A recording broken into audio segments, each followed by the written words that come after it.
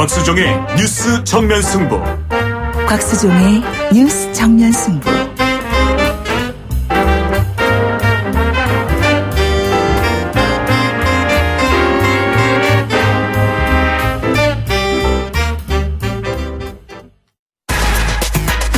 시원한 독살. 곽수종의 한방. 곽 박사님. 주파수 94.5 YTN 뉴스 FM 곽수종의 뉴스 정면 승부 3부 시작하겠습니다. 피청구인을 파면함으로써 얻는 헌법 소의 이익이 압도적으로 크다고 할 것입니다. 이에 재판관 전원의 일치된 의견으로 주문을 선고합니다. 피청구인 박근혜 대통령을 파면한다. 자, 이 정도 되면 이제 위정자들이 반성하고 우리 국민들도 자성해야 될 것 같지 않습니까? 양비론이 좀 거슬리십니까? 반성이란 자기의 잘못을 세상에 내놓고 죄값을 치르고 다시 반복하지 않는 것이 반성이다. 자기가 가진 것 어느 하나 내놓지 않고 어느 것 하나 손해보지 않고 용서를 구하는 것은 반성이 아니다. 대장금에서 장금이가 하는 이야기입니다. 미 연준의 금리 인상이 곧 있을 것 같고요. 한미 FTA 재협상 문제, 환율 조작국 지정 문제, 또 사드와 중국의 한국 때리기가 지속될 것 같습니다. 일부에서는 4월 경제 위기설도 나오고 있습니다.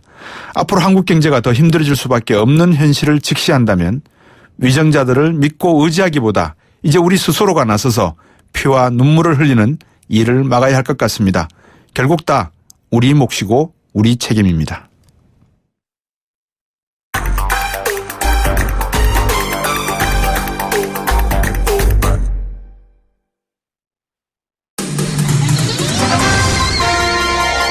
정면 스포츠. 예, 중앙일보 박민 기자와 함께 스포츠 정면 승부 전해드리겠습니다. 안녕하십니까? 네, 안녕하세요. 예, 저도 오늘 잠깐 영상을 봤는데 손흥민 선수 3골 터뜨렸습니다. 그죠? 네, 맞습니다. 그 토트넘 공격수 손흥민 선수가 예. 그 잉글랜드 축구협회 FA컵 8강에서 그 3부 리그 팀 미로를 상대로 그 3골을 몰아치면서 6대0 대승을 이끌었는데요. 네. 전반 41분에는 왼발 가마차기 슛, 후반 9분엔 오른발 논스톱 슛, 후반 추가 시간에는 그 왼발 발리슛으로 네. 그 영국 무대 처음으로 해트트릭을 완성했습니다. 네, 3부 리그 팀이라 그러면 이 보통 1부 리그 팀에 속한 토트넘이 볼 때는 약체 팀이라 이렇게 봐도 되겠네요. 네, 그 FA컵은 그 리그를 막론하고 네. 축구 그 자국 리그 최강자를 대회고요. 예. 또 5부 리그 팀 링컨 시티가 그 8강까지 오를 만큼 또 약자의 이변이 일어나기도 한 대회인데 예. 그 사실 말씀하신 대로 객관적인 전력에서는 토트넘이 훨씬 앞서 있습니다. 그렇군요. 자, 근데 손흥민 선수가 경기장 안에서 좀 안 좋은 일을 당했다는데 뭡니까 이건 또? 네, 그 경기장 안에서 그 인종차별을 당했는데요. 예. 그 손흥민 선수가 볼을 잡을 때마다 그 미롤 팬들이 네. 그 DVD 3장에 5파운드라고 외쳤는데요. 그 아시아인이 노상에서 그 불법 복제 DV를 판다는 의미의 예. 그 인종차별 발언이고요. 예.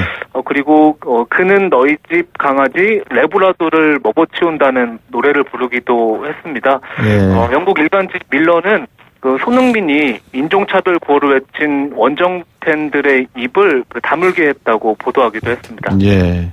다른 선수들도 인종차별을 많이 겪죠? 네, 그 차범근도 독일 프랑크푸르트 시절에 예. 그 영국 선수가 뱉은 침에 맞은 적이 있고요. 예. 또 안정환은 이탈리아 페루자 시절에 그 팀 동료 마테라치로부터 또 마늘 냄새가 난다고 핀잔을 받기도 했습니다. 이탈리아 사람들도 마늘 많이 먹는 걸로 알고 있는데. 네, 유독 또 특히 안정환 선수가 2002년 월드컵 때 이탈리아전 때 또 예. 골든골을 넣었잖아요. 예. 그래서 이탈리아 선수들이 또 그 안정환 선수를 좀 너무 잘해서 예. 싫어했다는 얘기도 있습니다. 예. 오늘 축구 대표팀 명단 발표가 됐습니까? 네, 그 슈틸리케 축구대표팀 감독이 월드컵 최종 예선에 나설 대표팀 명단을 발표했는데요. 예. 그 손흥민 선수는 그 23일에 중국과 원정 6차전에는 그 경고 누적으로 나설 수 없고 28일에 시리아와 홈 7차전에는 뛸 수 있는데요. 네. 그래도 슈틸리케 감독이 골 감각이 절적인 손흥민 선수를 발탁했습니다. 예. 이 손흥민 선수가 이 중국전에는 못 뛰는 것 같은데, 그죠? 네, 그 지난 경기 때 경고 누적으로 중국전에는 벤치에도 앉을 수가 없고요. 예. 그래도 슈틸리케 감독이 손흥민 선수를 중국으로 데려가서 예. 그 팀원들과 훈련을 하면서 예. 컨디션을 계속 끌어올릴 계획입니다. 예, 오늘 3골을 넣은 거 보면 몸 컨디션은 최상으로 유지하고 있는 것 같아요. 그죠? 네, 맞습니다. 그래서 또 시리아와 홈 경기 때는 예. 또 토트넘에서처럼 또 골 감각을 한번 보여주지 않을까 그 팬들의 기대가 큽니다. 예. 지금 프로배구는 어떻게 진행되고 있습니까? 네, 먼저 남자부에서는 정규리그 1위 대한항공이 챔피언 결정전에 직행한 상태고요. 예. 또 2위 현대캐피탈과 3위 한국전력이 예. 그 19일부터 3전 2승제로 플레이오프를 치릅니다. 예. 저 여자팀도 이번에는 그 프로배구가 인천팀이고 대한항공도 인천팀이고 그죠? 저번에 한번 소개해 주셨죠. 네, 정확히 알고 계신데요. 남자부 대한항공과 그 여자부 흥국생명 모두 예. 인천을 연고로 두고 있는 팀이고요. 예. 그리고 정규리그에서 나란히 우승을 하면서 또 예. 인천에서 축포를 터뜨렸습니다. 예. 남자부는 지금 2, 3위전을 말씀해 주시고 여자부도 그러면 같이 정규리그 1위 흥국생명하고 또 2, 3위가 또 경기를 해야 되지 않겠습니까? 그죠? 플레이오프전. 아, 네, 맞습니다. 그 정규리그 1위 흥국생명이 챔프전에 선착해 있고요. 예. 2위 기업은행과 3위 KGC 인삼공사가 네. 또 18일부터 3전 2승제로 플레이오프를 치릅니다. 예. 남자 프로농구 순위 싸움은 어떻게 진행되고 있습니까? 네, 그 팀당 정규리그 4-5경기만 남겨두고 현재 예. 막바지로 치닫고 있는데요. 네. 또 1위 인삼공사가 34승 15패로 단독 선두고요. 예. 오리온이 2경기 차 뒤진 2위, 삼성이 그 3경기 차 뒤진 3위인데요. 예. 또 막판까지 세 팀이 치열한 1위 경쟁을 펼치고 있습니다. 아, 이제 이 경기 게임 수가 별로 차이가 안 나는 모양입니다. 그죠? 네, 그 2-3경기씩 차이가 나니까요. 현재로서는 인삼공사의 우승 가능성이 높은데 예. 또 삼성과 오리온은 또 막판 뒤집기를 꿈꾸고 있습니다. 예, 이제 미국은 보니까 또 이 미국 전미대학 농구 마치 3월 광란의 시즌이 또 시작되는 걸로 제가 들었습니다.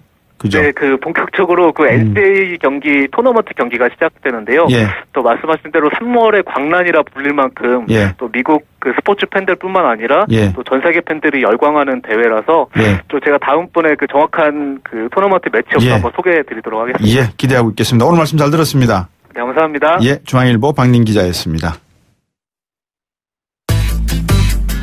곽수종의 뉴스 정면 승부.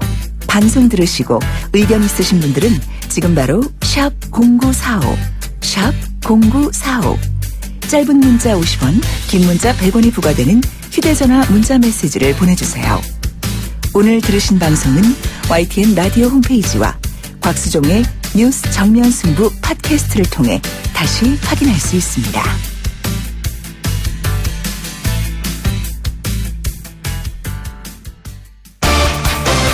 정면 승부, 팩트 진감 승부, 트루맨.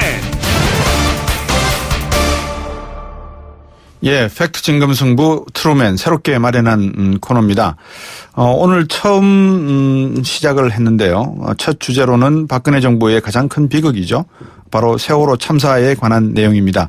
이번 헌재에서도 이 세월호 참사에 관해서만큼은 이 이정미 재판관이 탄핵 주문에서 읽은 내용을 보면 세월호 사고는 참혹하기 그지없으나 세월호 참사 당일 피청구인이 직책을 성실히 수행하였는지 여부는 탄핵 심판 절차에 판단 대상이 되지 아니한다라고 할 것입니다라고 읽으셨습니다.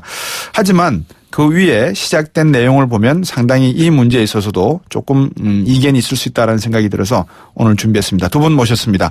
시사인의 고재열 기자 나오셨습니다. 안녕하십니까? 네, 안녕하십니까? 네, 세월호와 대한민국의 소통 저자이신 조선일보 기자를 지내셨고 현재는 팩트홀 칼럼니스트로 활동하고 계시는 김왕근 기자 나와 계십니다. 안녕하십니까? 안녕하세요. 예.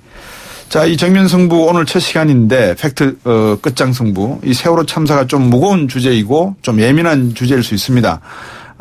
그렇지만 뭐 저희들이 얘기를 좀 나눠야 될 필요성이 있을 것 같아서 두 분께 먼저 세월호 참사 그러면 어떤 의미가 있는지 한번 말씀해 주시죠. 네. 먼저 고재열 기자 말씀해 주시죠. 저는 세월호를 이 참사 6개월 전쯤에 타봤거든요. 아, 그러셨습니까? 네, 강정마을에 거기서 평화도서관을 만든다고 그래서 예. 지인들과 이제 책 모으기 운동을 해서 4만 권의 책을 싣고 예. 세월호로 제주로 갔고 그리고 예. 그 위에서 선상 콘서트도 하고 정말 좋은 추억으로 남아 있었던 배였는데 네. 갑자기 그런 사고를 당해서 정말 놀랐고요. 예. 그리고 저는 그게 기억나더라고요. 그러니까 세월호 그 양측 이 좀 날개 같은 데에 긴급 대피 구역이라고 있어요. 네. 비상 상황 시 여기에 대피하라라고. 예, 예. 근데 구조 못하는 걸 보면서 거기에 사람들이 대피하고 있다가 나갔으면 됐을 텐데 왜 안 됐을까? 예. 이제 그런 생각들을 그때 했었습니다. 예, 김한경 기자님. 예, 세월호의 의미를 물어보신 거죠. 예, 예. 세월호는 저는 지금까지 계속되고 있는 네. 그런 사건이라고 생각을 하고요. 예. 그리고 지금 우리의 현재 삶과 직접 관련이 있는 것이다 이렇게 생각을 해요. 네. 저 개인을 얘기를 하자면 저는 이제 토론 코치 뭐 이런 네. 걸 하고 있었는데 네. 그래서 토론 교재를 이렇게 만드는 와중에 세월호를 당했어요. 예. 그래서 이걸 가만히 보니까 세월호 특별법을 만들기 위해서 우리나라 예. 전체가 어떤 토론 대회를 벌이는 것 같은 그런 느낌을 받았어요. 그래서 예. 이게 토론이라는 의미에서 그러니까 예. 여당, 야당, 뭐 대통령, 세월호 유족 뭐 이런 사람들 예. 그리고 언론까지 시민들까지 다 포함해서 예. 세월호를 중심으로 어떤 논제를 가지고 이렇게 토론을 한 것 같은 그래서 이거를 그 토론 교재에다가 넣으면 좋겠다. 네. 그래서 이제 그 작업을 하고 있었는데 예. 그게 분량이 너무 많아져서 예. 토론 교재에다가 못 넣고 예. 그걸 단행본으로 세월호와 대한민국의 소통이라는 그 책으로 냈었고요. 네. 그리고 이제 세월호 3년 3주기가 이제 곧 다가오잖아요. 네. 저는 4월 16일이죠. 예. 세월호와 관련해서 세월호 순례길 이런 게 예. 지금 만들어지고 있어요. 예. 제가 붙따로 살자라는 잡지에 이제 편집장 뭐 이런 일도 하고 있는데 예. 요번 후에 세월호 순례길이 만들어진다 뭐 이런 걸 중심으로 해서 세월호 특집을 하고 있거든요. 예. 그리고 그 잡지와 이제 직간접적으로 관계가 되는 이제 도법 화쟁위원장 예. 스님이 항상 뭐 희망의 세월호 뭐 이런 얘기를 하고 있어서 저로서는 그게 뭐 이제 기억이기도 하고 지금 현재 삶이기도 하고 그렇습니다. 그렇군요. 고재열 기자님, 7시간이 끝내 밝혀지지 않았잖아요. 예. 제가 이정미 헌법소장 대행이 읽으신 예. 그 주문의 내용 앞부분을 잠깐 말씀드리면 2014년 4월 16일 세월호가 침몰하여 304명이 희생되는 참사가 발생하였습니다. 당시 피청구인은 관저에 머물러 있었습니다. 관저에 머물러 있었다라고 헌법재판소에서 정의를 내렸습니다. 예. 헌법은 국가는 개인이 가지는 불가침의 기본적 인권을 확인하고 이를 보장할 의무를 진다고 규정하고 있습니다. 이제 이렇게 쭉 읽어 내려가셨거든요. 예. 마지막에 이제 아까 말씀드린 대로 탄핵 심판 절차에 판단 대상이 되지 아니한다 그랬습니다. 그러니까 절차의 판단 대상이 되지 아니한다라고 했습니다. 예. 그럼에도 불구하고 헌법재판소에서는 이제 이 세월호 7시간 부분에 대해서는 박근혜 대통령 측에 공격적으로 요구를 했습니다. 네, 그렇죠. 그러니까 만약에 검찰이었다면은 이런 혐의가 있으니까 이거에 대해서 반박하라 이런 식으로 접근을 했을 텐데 이 사안에 대해서 헌법재판소는 이제 국민의 중요한 생명권과 관련된 것이기 때문에 세월호 7시간 동안 어떻게 대처했는지를 A부터 Z까지 해명하라. 이런 식으로 요구를 했고 박근혜 대통령 측에서 좀 보내왔을 때 이걸로는 안 된다. 해명이 안 된다. 다시 해와라.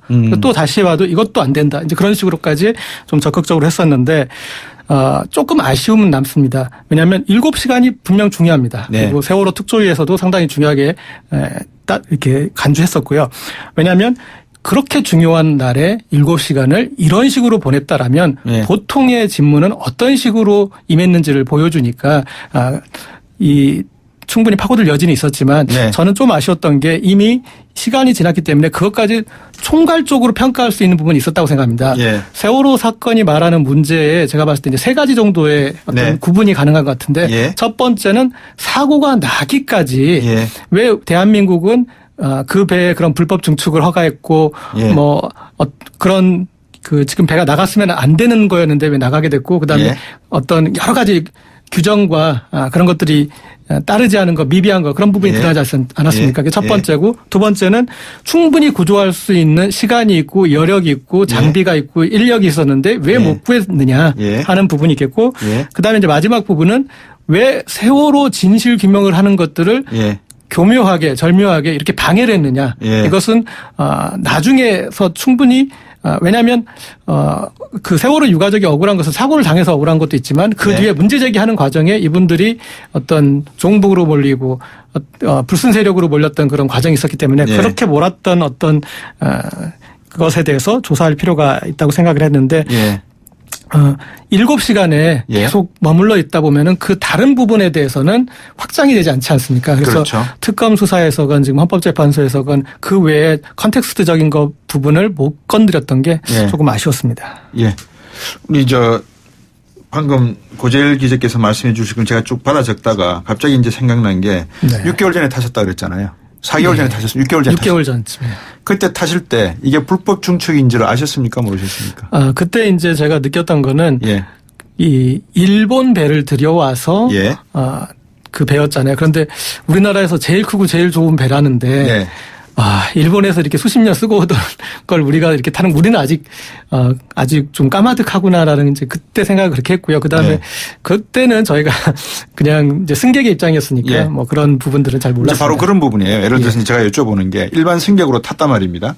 근데 불법 증축된 거를 못 느꼈을 거고요. 두 번째는 이게 만약에 사고가 났을 때 안내방송이 나와야 되지 않습니까? 비행기를 타면은 이제 스튜디오스 아가씨들이 어떻게 이렇게 대응하라라는 나오잖아요.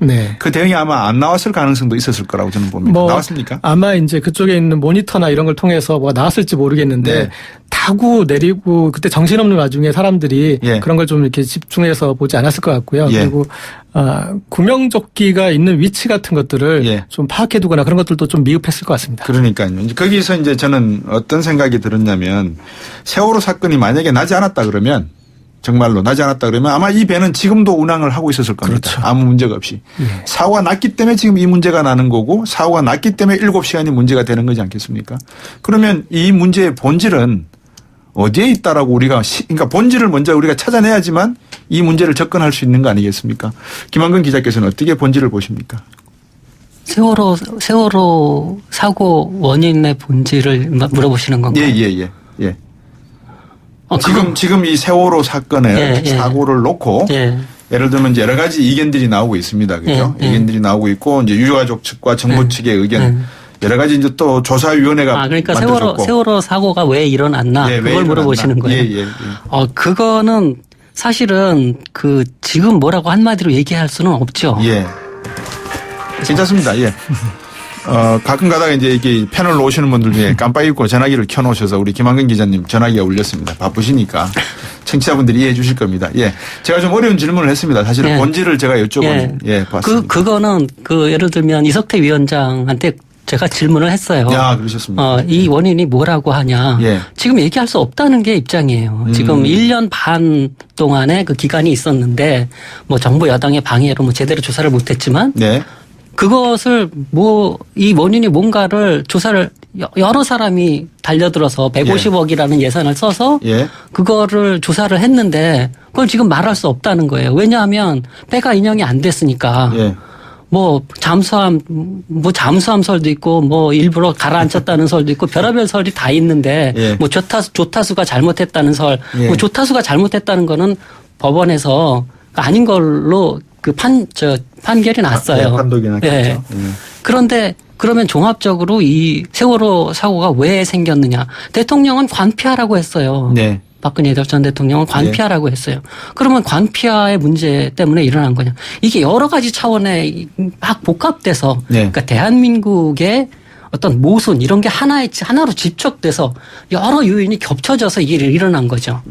그러니까 이 세월호 사고의 본질이 무언가를 조사하고 연구하는 것은 대한민국의 문제가 뭔가를 연구하는 겁니다. 그런데 지금 단계에서는 그 중에서 뭐다라고 얘기를 할 수가 없죠.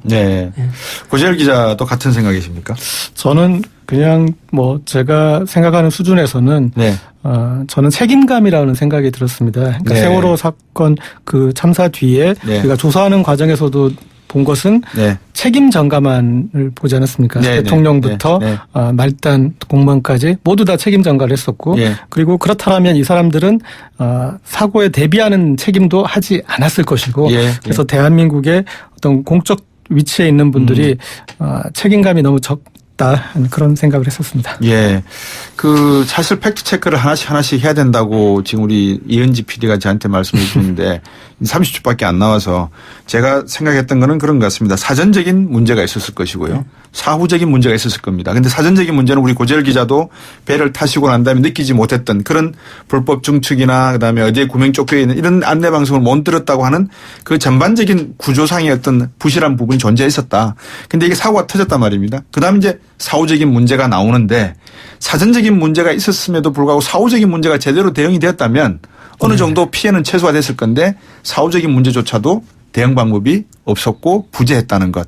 거기다가 내용을 덮으려고만 했지 이거를 다 공개하고 투명하게 해서 공평하게 해결하지 하려고 했던 그 어떤 기관도 권력기관도 정부도 시민단체도 아직은 찾지 못했다는 것. 예. 이게 아마 총체적인 문제가 아닐까 싶어서 4부에서 계속해서 제가 고재열 기자님하고 김한근 기자 두 분과 함께 말씀 이어가도록 하겠습니다.